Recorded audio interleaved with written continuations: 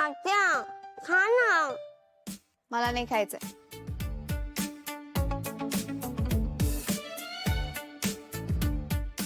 आत्या असं काय करतेस, खा ना. मला कशाला म्हणतेस तू? तुझ्या बाबाला आणि आईला सांग ना. काय झालं? ती माझ्यावर रुसली आहे. का? अरे ही मला न सांगता तुमच्या रूम मध्ये झोपायला आली. मला तुझ्याशी बोलायचं नाहीये. आत्या आत्या तसं नाहीये. मी रोज तुझ्याकडे असते ना. फक्त एक वेळा मी आई बाबांकडे गेली. आज तर मी तुझ्याकडेच येणार आहे ना.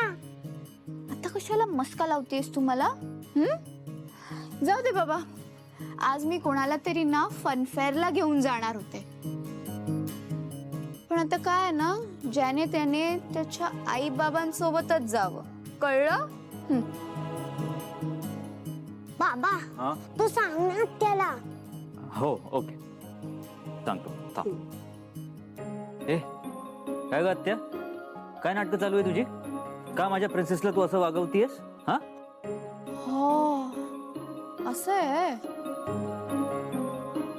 आता तर मी तुला अजिबातच घेऊन जाणार नाही. बाबा काय केलंय तू? अच्छा सॉरी थांब, मी परत ट्राय करतो.